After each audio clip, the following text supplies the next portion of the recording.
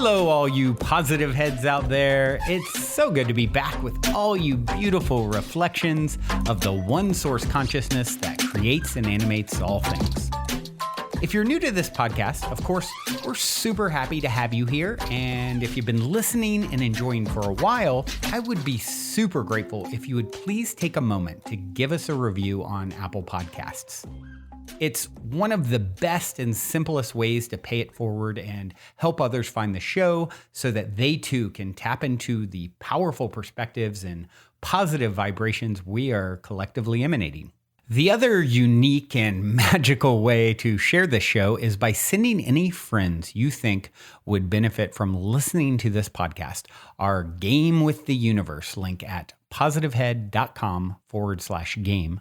Also listed in the show notes, which will serve them up a quote-unquote random episode when they click it. Just instruct them before clicking the link to close their eyes for a moment and sincerely ask the universe to queue up the episode that contains the insight and perspectives that they most need to hear at this point in their life journey, and then click to listen to whatever episode is synchronistically served up to them. I have heard time and time again from people about the incredible results they received playing the game. So just tell your friends magical results are guaranteed or their karma back.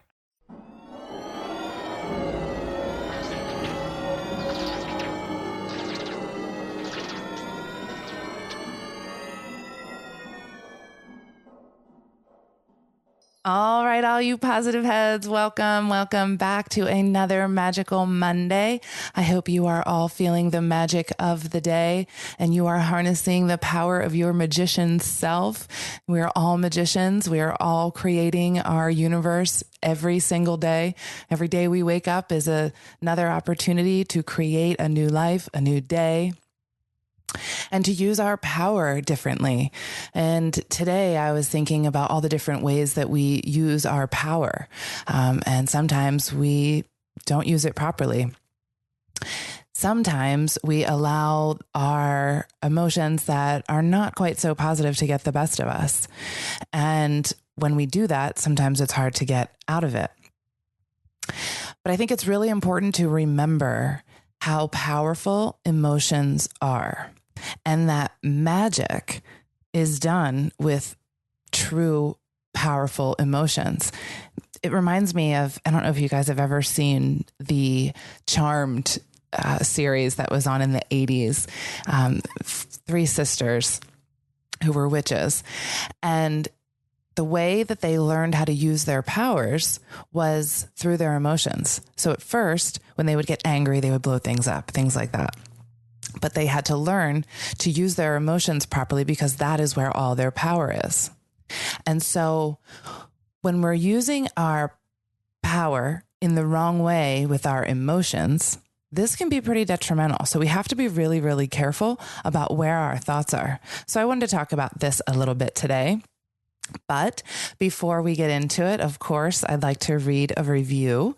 We always love these. You guys know how much we appreciate them, how much Brandon absolutely loves getting them, how much it fuels his fire every day to keep creating these podcasts, to do this on a daily basis. And so we really, really appreciate you guys reaching out and letting us know how you feel about the podcast. And this one is from Charlie Comer.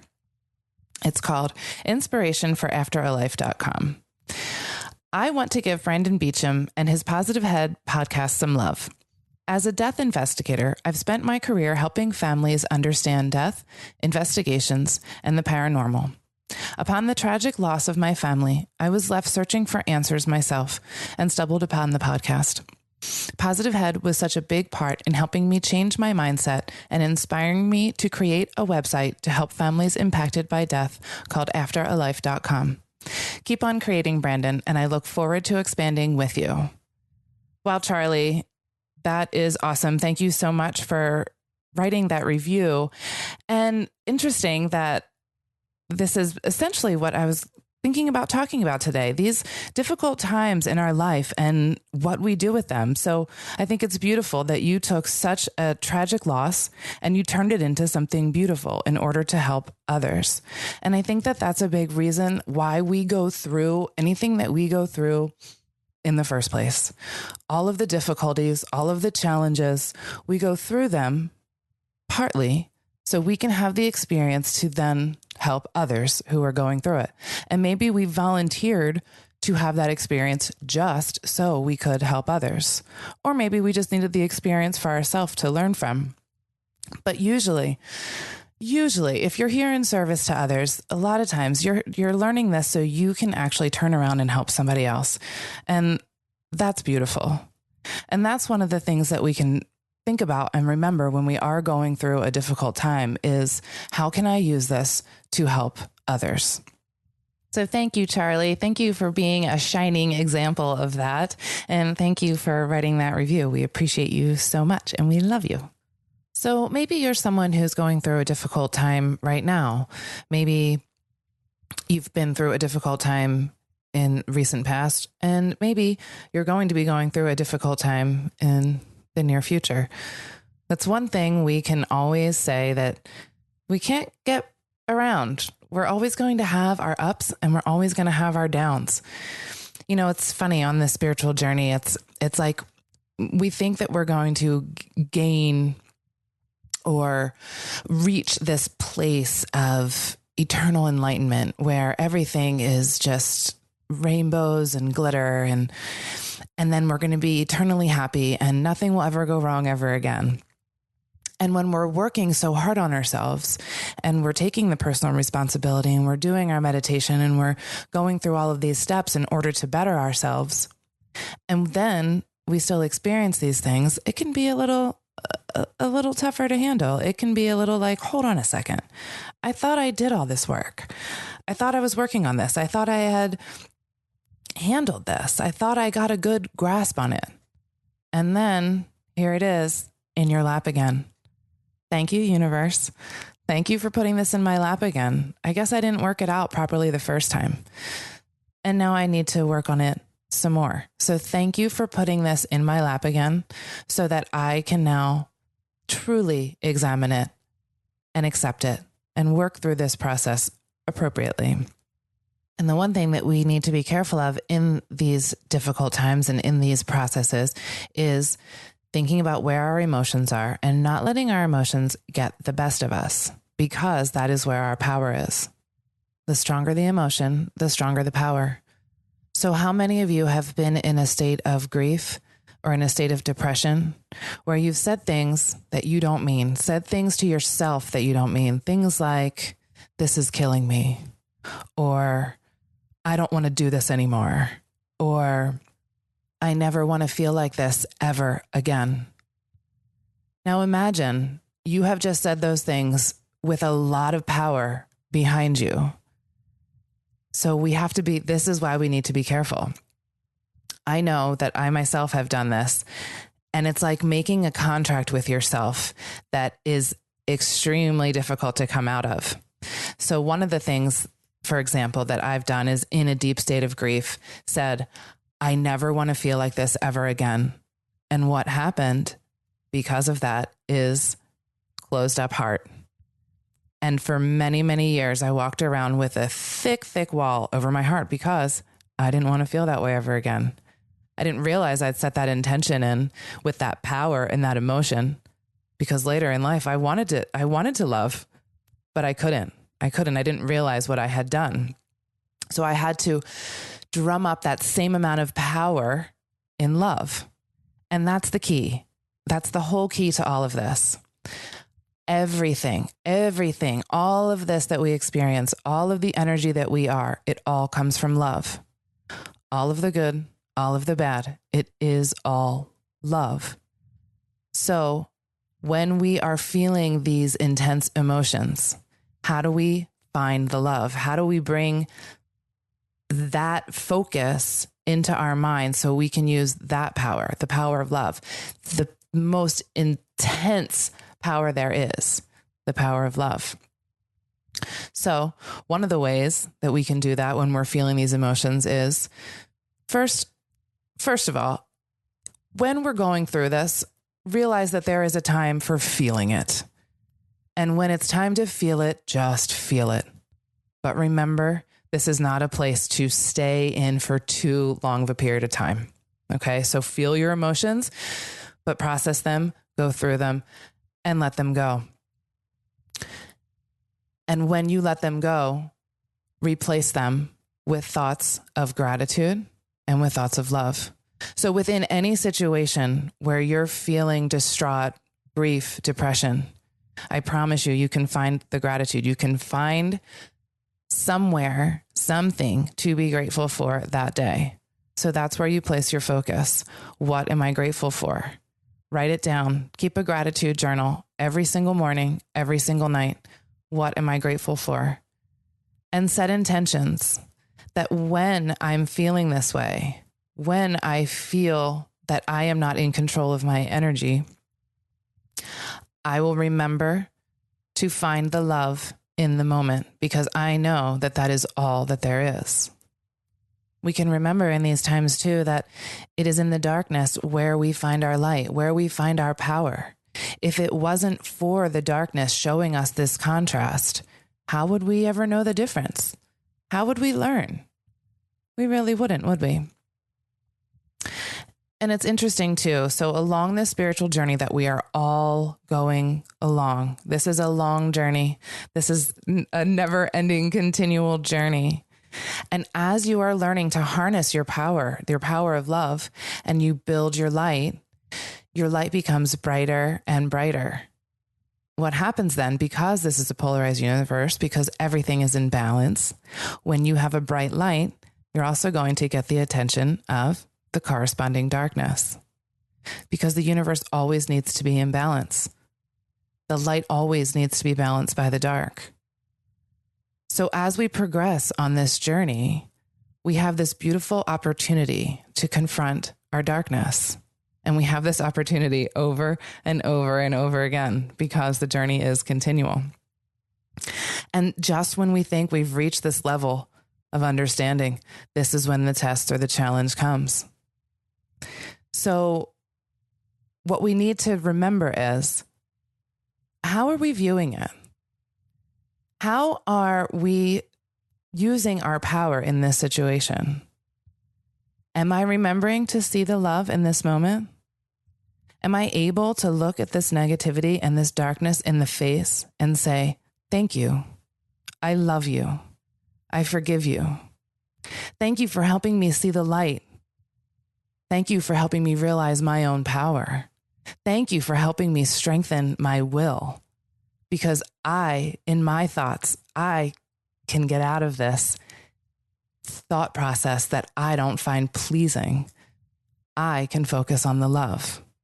So when we change the way we look at things, right, the things that we look at change.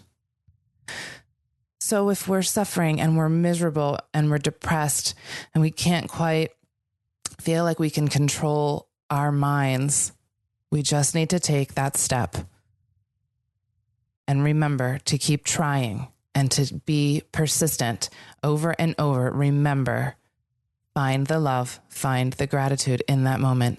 It will always ease, always ease. And I'll tell you what, one really helpful tool is meditation. And I can't stress that enough.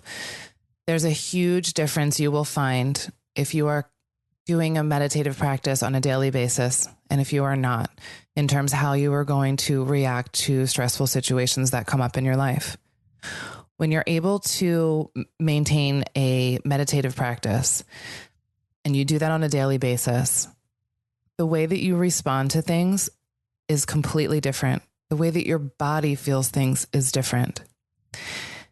When you're able to focus your mind on the fact that all you are is love in meditation every day, then being able to find the love in the moments where things get difficult becomes a lot easier, because you've already laid that foundation. So I found a clip that goes over this a little bit by Alan Watts. It's called How to See Through the Game. And I found this on the Infinite Wisdom YouTube page. So take a listen. The only way to handle danger is to face it. If you start getting frightened of it, then you make it worse. because you project onto it all kinds of bogies and threats which don't exist in it at all. Whenever you meet a ghost, don't run away, because the ghost will capture the substance of your fear and materialize itself out of your own substance, and will kill you eventually, because it will take over all your own vitality. So then, whenever confronted with a ghost, walk straight into it, and it will disappear. We've got to survive. You must survive. That's the great thing we're all working under, and pounding it out day after day in anxiety. Because this is a description of anxiety. Anxiety is the fear that one of a pair of opposites might cancel the other forever. And if by any chance, by any means, you find out that that is not so, you have an entirely new attitude to what human beings are doing, which may be very creative, but which also may be very dangerous. You see through the game. You are only just kidding that you're just poor little me. See, the function of a guru, that is to say a spiritual teacher in India, is to give you a funny look in the eye. Because you come to him and say, Mr. Guru, I have problems. I suffer, and it's a mess, and I can't control my mind, and I'm miserable and depressed, and so on. And he gives you a funny look. And you feel a bit nervous about the way he looks at you. Because he's reading your thoughts. And this man is a great magician. He can read everything that's in you. He knows right down into your unconscious, and you know all the dreadful things you've thought, and all the awful desires you have, and you are rather embarrassed that this man looks right through you and sees them all. But that's not what he's looking at. He's giving you a funny look for quite another reason altogether. Because he sees in you the Brahman, the Godhead, just claiming it's poor little me. And that's why he gives you a funny look. And why he seems to see right through you. As if to say, Shiva, old boy, don't kid me. I know who you are. But you're coming on beautifully in this act. That you're somebody else altogether. And I congratulate you. You're doing a wonderful job. Playing this part, which you call the person, my person. So, it's all very well. Anybody can have ecstasy. Anybody, as a matter of fact, can become aware that he is one with the eternal ground of the universe. But since that's what you are anyway, I'm going to ask, so what? When a hero goes on an adventure, and he leaves his people, and is going to a strange land, he can go away and just hide himself round the corner in an obscure house, and then appear a year later and say, I've been on a heroic journey, and tell all sorts of tales. And they say, prove it. Because they expect him to bring back something which nobody has seen before. Then they believe you've been on a journey. So in the same way, exactly, anybody who goes on a spiritual journey must bring something back. Because if you just say, oh man, it was a gaffe. Anyone can say that. Now this is why in the doctrines of Buddhism there is a differentiation between two kinds of enlightened beings. They are both forms of Buddha, which is to say the word Buddha means somebody who has awakened, who has discovered the secret behind all this. In other words, all this thing we call life with its frantic concerns is a big act, which you, in your unconscious depths, are deliberately setting up. So you can do one of two things when you discover this. You can become what's called a pratyeka Buddha. That means a private Buddha who doesn't tell anything. Or you can become a bodhisattva. Pratyeka Buddha goes off into his ecstasy and never is seen again. Bodhisattva is one who comes back and appears in the everyday world and plays the game of the everyday world by the rules of the everyday world. But he brings with him upaya. He brings with him some way of showing that he's been on the journey that he's come back and he's going to let you in on the secret too. If you'll play it cool and also come back to join in the everyday life of everyday people. The first thing then is to discover what indeed you do love, if anything, and you will find there is something. And then go into the nature of that. Now it's said that selfish people love themselves is something which you thought was other than yourself. Even if it be very ordinary things such as ice cream or booze, in the conventional sense, booze is not you, nor is ice cream. It turns into you in a manner of speaking when you consume it, but then you don't have it anymore. And so you look around for more in order to love it once again. But so long as you love it, you see, it's never you. When you love people, even however selfishly you love them, because of the pleasant sensations they give to you, still, it is somebody else that you love. And as you inquire into this, as you follow honestly your own selfishness, many interesting transformations begin to come about in you.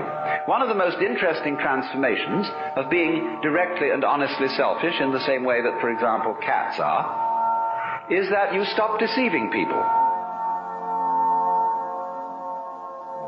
If what you define as you is inseparable from everything which you define as not you, just as front is inseparable from back, then you realize that deep down between self and other there is some sort of conspiracy.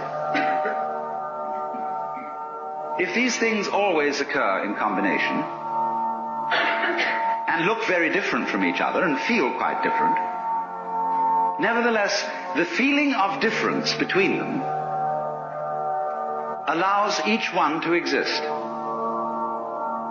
And so underneath the opposition or the polarity between self and other, or between any other pair of opposites you can think of, there is something in common, as there is, for example, between figure and background. You can't see a figure without a background. You can't have an organism without an environment.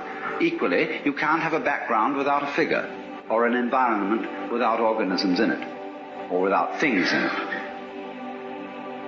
You can't have space which is unoccupied by any solid. You cannot have solids not occupying some space. This is absolutely elementary, and yet we don't realize it. Because, for example, the average person thinks that space is nothing. But it's just a sort of not there-ness in which there are things. And we are slightly afraid that not there-ness, that nothingness, that darkness, that the negative poles of all these oppositions will win. That they will eventually swallow up every kind of being and every kind of there-ness. But when you catch on to the game, you realize that that won't happen. Because what is called not existing is quite incapable of being there without the contrast of something called existing. It's like the crest and the trough of a wave. You can't have a wave that is all trough and no crest,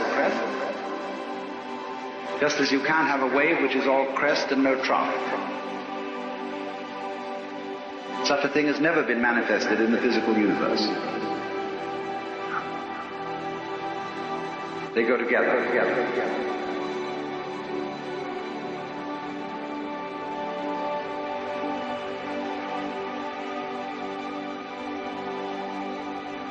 And that is the secret.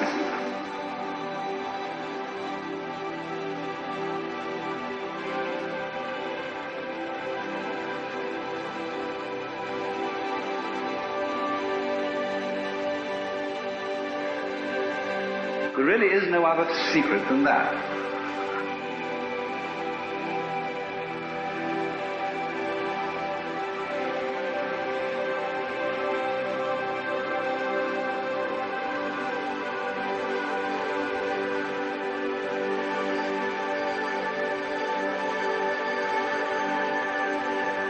That is the secret.